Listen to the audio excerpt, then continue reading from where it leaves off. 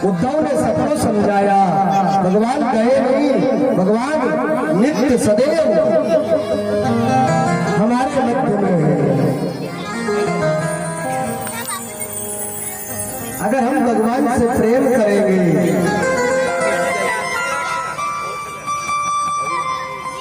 तो परमात्मा सदैव हमारे सन्मुख खड़ा दिखाई देगा। इधर सुखदेव बाबा कह रहे हैं कि हे राजन, राजा परीक्षित, आज मैंने 7 दिनों तक भागवत की कथा सुनाई राजन तुम्हें। राजा आज 7वां दिन है,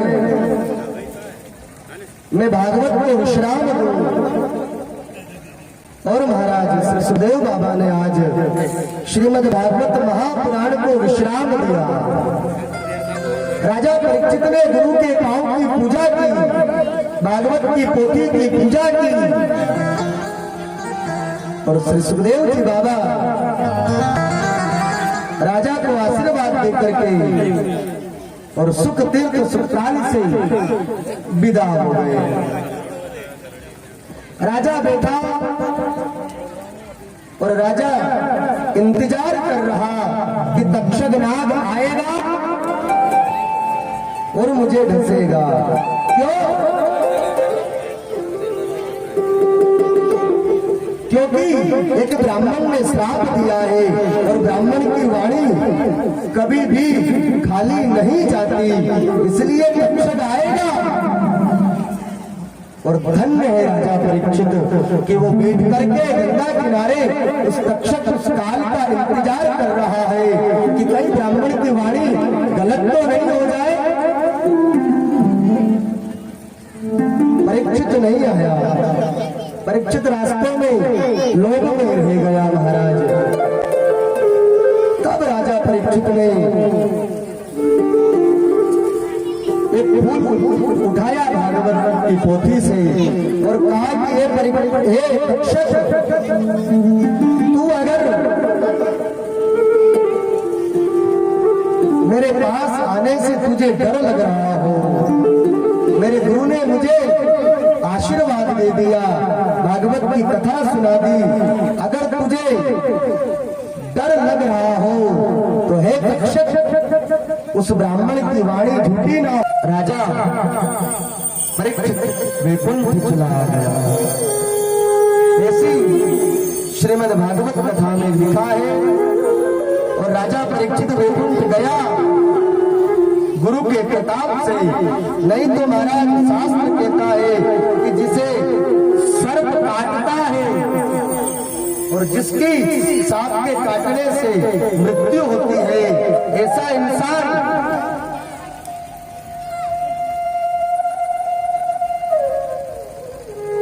की गति नहीं होती, अधोगति में पहुंच जाता है सांप के काटने से। लेकिन राजा परीक्षित ने सुखदेव जी के मुख से श्रीमद् भागवत की कथा सुनी और उस भागवत के प्रताप से, गुरु की वाणी के प्रताप से राजा अधोगति में नहीं, राजा सदगति में चला गया। ये भागवत की कथा है। आगे जो राजा परीक्षित का बेटा था जन्मेजय, उसने नागों से बैर कर लिया कि तक्षक नाग की इतनी हिम्मत कि उसने मेरे पिता को मौत के घाट उतार दिया। सो महात्मा आस्तिक को बुलाया राजा जन्मेजय ने, और आस्तिक को बुलवा करके और हमारे उज्जैन के पास में नागदा, सब लोगों ने सुन रखा होगा नाम, नागदा शहर है। उस नागदा शहर में, उस नागदा में नाग यज्ञ किया। आस्तिक मुनि ने जैसे मंत्र बोले और जिस नाग का आह्वान किया, वो नाग आकर के यज्ञ कुंड में भस्म होने लगा। इंद्र के सिंहासन से लपेटा गया प्राण को बचाने के लिए। और तक्षक के साथ राजा का इंद्र आने लगा, तब सब देवताओं ने प्रार्थना की, प्रभु रक्षा करो। तब सारे देवता उन्हें जन्मेजय को समझाया कि जन्मेजय, जो तेरे पिता मरे हैं ना, उनकी अधोगति नहीं, उनको तो सदगति प्रदान हो। इसलिए जन्मेजय, तुम ये यज्ञ बंद करो। भगवान कृष्ण आए, भगवान कृष्ण ने जन्मेजय को समझाया, तब जाकर के जन्मेजय ने यज्ञ को बंद किया। महाराज, ऐसी कथा भागवत में आई है।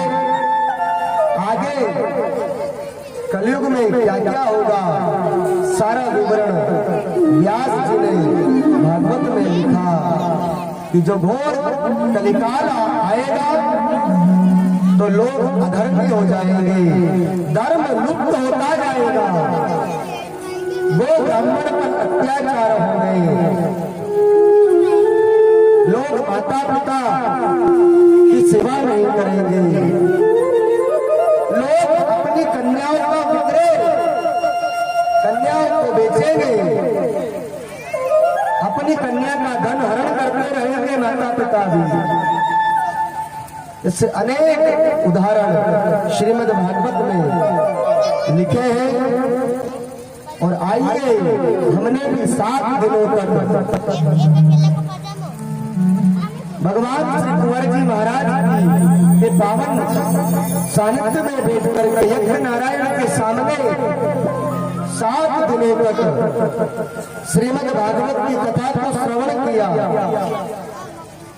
हम उस भागवत कथा को भी आज विराम दें। और मैं आप लोगों से निवेदन करूं कि इन 7 दिनों तक मैंने कथा सुनाई, मेरी वाणी से अगर किसी को कोई बुरा लगा हो, क्योंकि महाराज आखिर मानव हूं, बोलने में त्रुटि हो ही जाती है, इसलिए अगर किसी को भी मेरी बात का कोई बुरा लगा हो तो मुझे अपना छोटा बालक समझ करके क्षमा करना। और मैं भगवान से प्रार्थना करूं कि हमारे गांव में ये 18वां वर्ष पूर्ण होने को जा रहा है। मैं कुंवर जी महाराज से कहूं, भगवान भागवत से कहूं, ये जो क्रम है ये कभी भी किसी भी हाल में बंद न हो, चलता रहे। 18 वर्ष पूर्ण किए और भगवान सभी को सद्बुद्धि दे, ये क्रम हर साल प्रति वर्ष चलता रहे। ऐसी मंगल में शुभकामनाएं। आपने भी 7 दिन तक भागवत की कथा सुनी। मैं भागवत भगवान से प्रार्थना करूं कि भगवान आपको सद्बुद्धि प्रदान करें, आपके घर में अन्न धन लक्ष्मी के भंडार भरे रहे। और जिन लोगों ने बाहर से आकर के नित्य कथा का श्रवण किया, उन लोगों को भी मैं साधुवाद दूं। भगवान उनके घर पर सदैव अपने आशीर्वाद प्रदान करते रहे। और ये धर्म, ये कथा, ये यज्ञ प्रति वर्ष, हर वर्ष इसी प्रकार होते रहे। ऐसी मंगल में मेरी शुभकामनाएं। इस कथा में त्रुटियां हो जाती है और मेरे पुत्र गुरुदेव कहते हैं कि उन त्रुटियों को दूर करने के लिए सभी लोग दोनों हाथ ऊपर करके मेरे साथ बोलेंगे, ताकि जो गलतियां हो उन गलतियों, भगवान हमारी उन गलतियों को क्षमा करें, इसलिए दोनों हाथ ऊपर करके हरे राम राम राम हरे हरे, हरे कृष्ण कृष्ण कृष्ण हरे हरे, हरे राम राम राम हरे हरे, हरे कृष्ण कृष्ण कृष्ण कृष्ण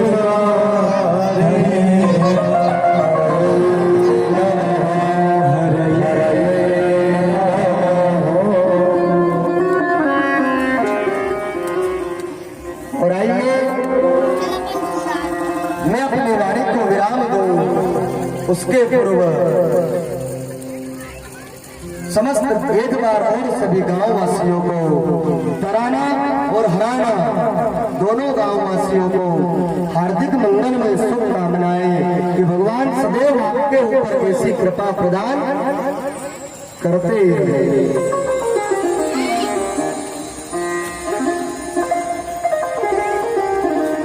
मेरे माता पिता का श्री चरणों में प्रणाम करते हुए जो यज्ञ के आचार्य जी महाराज हैं, आदरणीय मेरे काका श्री, उनके श्री चरणों में भी मेरा प्रणाम।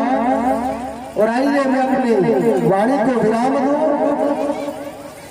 मैं एक शेर बोलूंगा और वो शेर अगर अच्छा लगे दोनों हाथों से ताली बजाना, है ना, अच्छा लगे तो,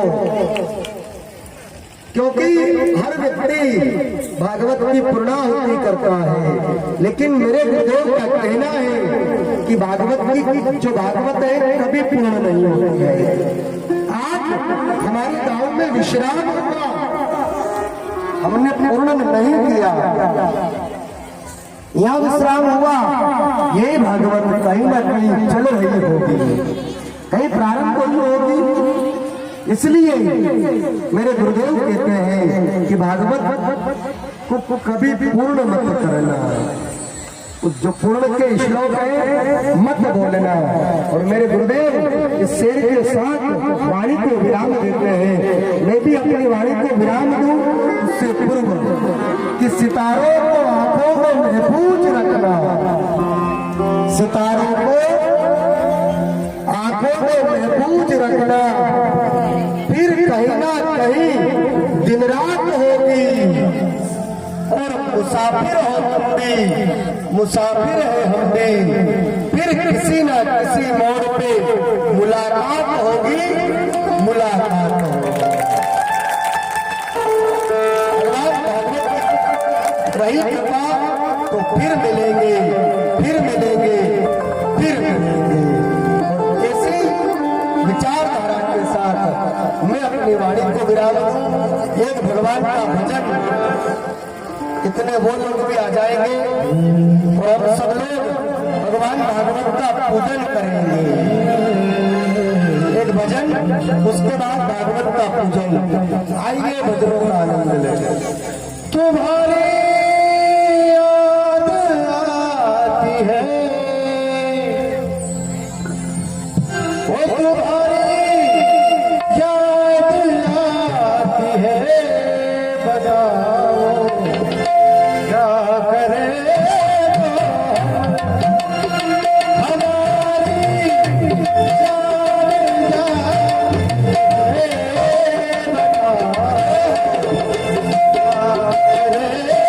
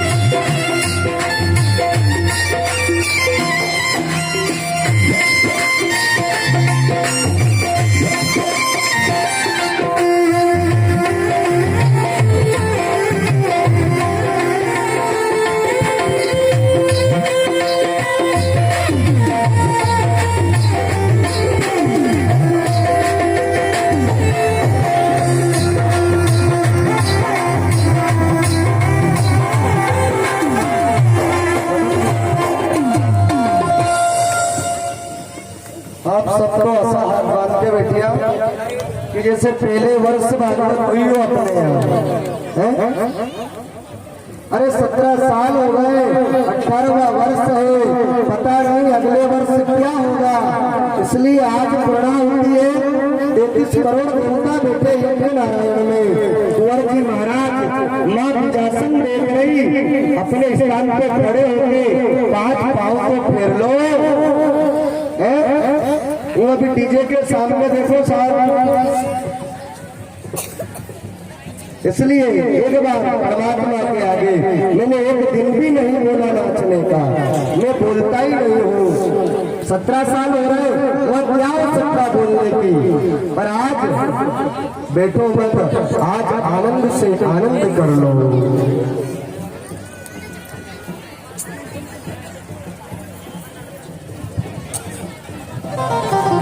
रसों से बड़ी राधा रानी लागे, महारानी लागे, मन गारो गारो गारो लागे। रसों से बड़ी रानी लागे, महारानी लागे, मन गारो